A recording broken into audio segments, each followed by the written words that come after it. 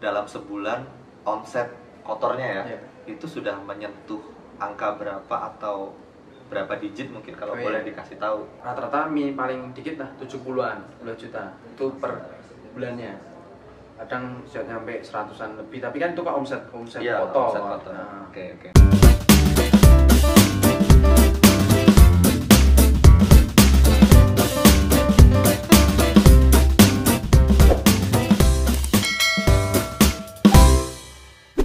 Halo, ketemu lagi dengan saya J Arif di channel J Arif. Kali ini kita sedang berada di segmen Serda, sharing bareng pekerja muda Yogyakarta. Dan bintang tamu pada sore hari ini adalah Theo. Kita akan membahas tentang pekerjaan dari bintang tamu kita. Dan Theo ini punya pekerjaan bisa dibilang adalah seorang pengusaha ya Theo? Pengusaha. Beda dong. Jadi Theo ini punya usaha konveksi ya? Konveksi. Dan sebelum menjadi konveksi itu dulunya adalah clothing. Saya dulu usahanya clothing. Nah, pertanyaan pertama, apa bedanya clothing dengan konveksi Theo? Biar teman-teman tahu Theo. Yang pertama, kalau clothing itu adalah kita punya brand, kita punya merek. Misalkan namanya kayak punya dulu saya namanya Dead Fact. Kita punya merek itu, kita labelin terus kita jual. Itu clothing. Dan clothing bedanya clothing sama distro juga ada. Clothing itu kan kita punya brand, uploadnya setiap limited edition, misalkan satu desain itu 48 pieces atau 50 pieces. Itu di stok sama 1 bulan terus habis desain baru. Kalau distro beda. Kalau distro itu kan dia punya satu desain, kalau itu memang laku terus diproduksi itu selama 1 tahun gitu. Dan kayak seperti Star Cross, kalau di Jogja boleh nyebut merek? Boleh. 308 itu kan namanya distro. Jadi walaupun nanti barangnya itu laku akan terus beda dengan clothing. Kalau konveksi itu adalah tempat produksinya brand. Gitu.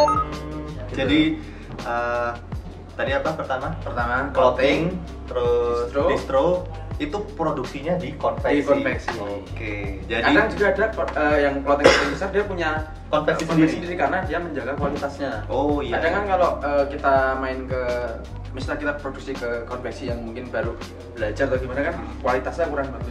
Nah, gitu. Itu tadi perbedaan antara clothing, terus kemudian distro dan konveksi. Nah, Theo ini awalnya adalah clothing ya. Kemudian sekarang berkembang menjadi konveksi dengan brand namanya Belling. Belling konveksi. Bisa dijelaskan ada makna khusus nggak dari brand Belling? Oh ya, jadi kan kenapa Belling?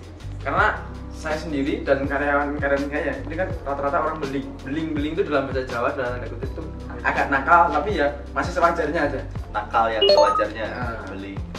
Karena perkumpulan orang-orang yang agak nakal dikit istilahnya, terus kita beri nama beling dan biar terlalu ringan gitu. Namanya kalau ringan itu kan mudah diingat sama orang.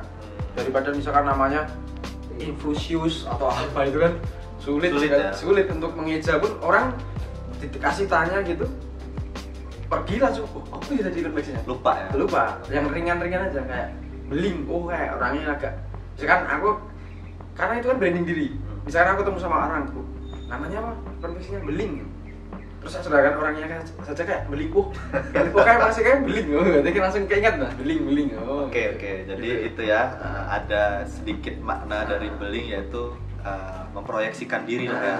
Oke. Nah, Belling konveksi ini lokasinya ada di mana, Bro?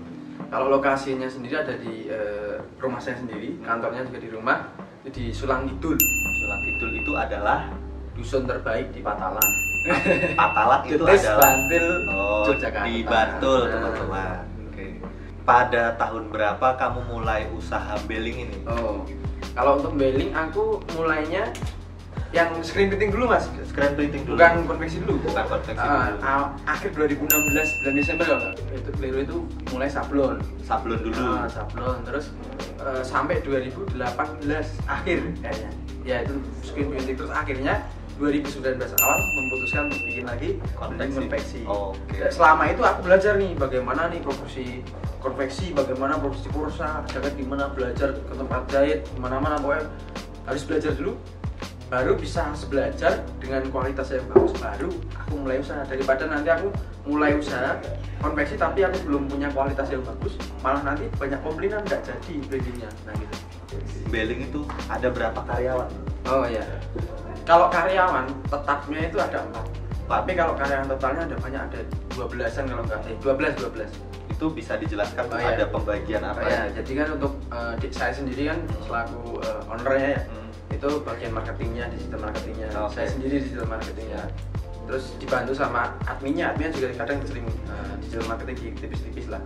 Nah terus adminnya satu itu bagian admin dan biasanya sama bikin WO, order, sama desain-desain tipis-tipis.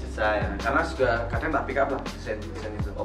Kemudian terus untuk sablon dua orang. Terus yang satunya bagian screen itu yang cetakan itu ya. Cetakan sama motong kaos. Terus yang di kursa saya jahit kursa itu ada 4. Terus kaos ada 2, jahit kaos ada 2. Terus jahit parka ada 2. Terus yang IT 1, IT itu yang masangin kancing ini. Kan itu khusus ya. Dan itu kalau boleh tahu, ini saya nebak ya, saya nggak tahu. Itu dari masyarakat sekitar situ? Ya, kalau pokoknya kalau yang untuk jahit, karena itu dengan berhubungan dengan kualitas yang harus bagus, itu aku memanfaatkan kayak orang pinter jahit gitu ya. Dia nggak mau bekerja di tempat saya, dia kerjanya di rumah. Nah, kita fasilitasi mesin jahit kayak gitu. Jadi kamu ngasih mesin jahit ke dia? Gitu, mesin jahit kayak gitu. Tapi kamu nggak takut dia memanfaatkan? Nggak masalah. Misalkan dia menerima kerjaan dari yang lain, nggak masalah. Yang penting pekerjaanku sesuai dengan waktu selesai. Kamu kan jurusannya elektro ya? Nah, ini mungkin kamu bisa cerita, kok kamu setelah lulus mengambil langkah untuk bekerja seperti ini gitu? Apa yang melatar belakangi kamu gitu? Ya, jadi memang dulu kan sebenarnya jiwa elektro juga masih mas. Ini ya maksudnya sebenarnya cita-cita saya itu memang punya kontraktor, punya bisnis kontraktor bangunan dan listrik gitu. Tapi kan dulu emang saya belajar bisnis bagaimana. Dari mahasiswa kan dia belajar bisnis, maksudnya belajar cara marketing gimana, cara berhadapan negosiasi sama orang bagaimana gitu kan. Untuk melalui proses seperti ini, untuk menjadi seorang kontraktor harus punya batu loncatan dulu, usaha apa. Nah, makanya aku milih konveksi itu. Awalnya jadi batu loncatan. Mungkin besok, tapi dalam planning saya memang di umur planning saya di umur segitu aku udah mulai. Sekarang udah mulai aku bisnis properti dikit-dikit. Tapi baru mau mulai. Teman-teman yang ya bisnisnya juga kontraktor. Nah, ini mungkin boleh promosi sedikit. Boleh. Nah, ini kita mau bikin tempat kayak jualan itu loh ya, gerobak jualan gitu. Nah, kita udah mulai konsep. Mungkin habis corona ini mungkin kita akan mulai. Oke. Konsepnya udah terbentuk semua. Mungkin besok kita akan langsung marketingan. Jadi awalnya memang ingin menjadikan batu loncatan untuk usaha dia yang sesungguhnya, yaitu ingin menjadi seorang kontraktor ya. Tapi tetap kalau udah punya tetap harus dijalankan. Karena sudah berjalan kan konveksi ya, tetap dijalankan. Oke.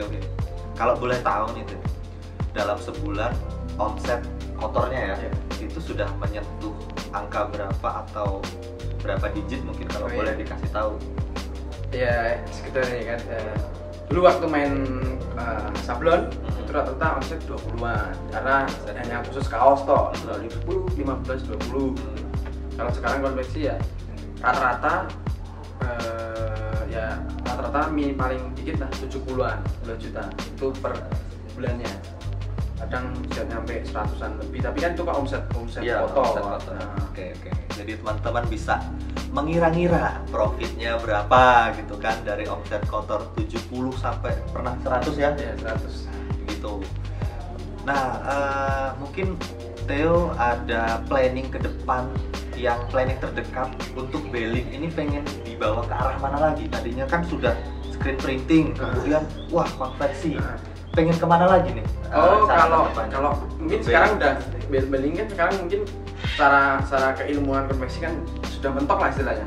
Karena kita semua bisa produksi hal apapun yang bisa konveksi baju pokoknya.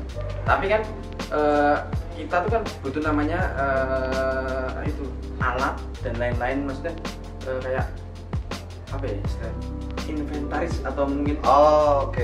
peralatan.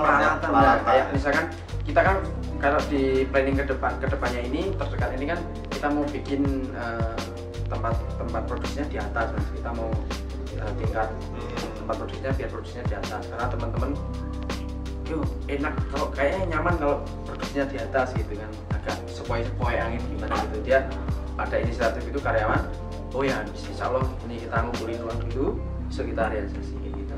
Itu tadi tentang beling, kita sudah membahas tentang awal mula dia membukanya, kita sudah tahu apa itu perbedaan tentang konveksi, kemudian distro dan clothing segala macam. Nah, di ending video ini mungkin Theo bisa ngasih pesan untuk teman-teman yang baru memulai usaha semacam ini, usaha clothingan atau usaha konveksi jasa. Bisa kasih masukan ya. Bukan untuk jasa saja, semua bisnis ya. Gini, jadi kan banyak ini orang-orang usahakan pentingkan modal dulu. Tapi banyak teman-temanku kan yang dia kerja di luar negeri, kerja di mana, terus sudah punya uang banyak memutuskan untuk resign terus bikin usaha, kok bingung. Dia punya uang banyak itu bingung. Mau usaha apa? Akhirnya nggak terrealisasi, man. Langsung kita mentok di pikiran kita, aku mau usaha yang baru laris kok. Misalkan ini buka geprek, nggak tahu marketingnya, waduh langsung cukup nggak tahu karena dia punya marketingnya gimana. Beda kalau usaha dari step by step dari nol. Misalkan modal dulu, misalkan punya modal 200.000 dulu, apa sih 200.000 yang bisa kita bikin usaha. Misalkan jualan, ada temenku yang itu juga dia mulai juga dari usaha mentol, ya kan, dia kemasin bagus-bagus, punya modal 200.000, dia jual, uangnya itu uang untungnya nggak dihitung, nggak dibuat jajan, dikumpul itu sampai berapa banyak kan. Akhirnya dia punya uang modal banyak, dia punya usaha, dia punya pikiran lain, usaha nanti yang lain lagi, makanya dia berkembang terus, Mas. Dikit, tapi memang agak lama prosesnya, tapi kan enak kalau sudah jalan, enak. Dan daripada usaha yang ngumpulin modal dulu terus bingung nih ngapain ini, kecuali di waktu dulu bekerja dia di perusahaannya dia semua produksi, misalnya bisa di garment, istilahnya bekerja di garment, semua produksi di garment gitu dikuasai, dari marketing dan lain, dia punya modal, keluar dia buka garment sendiri, dia pasti cepat berkembangnya karena dia punya ilmu.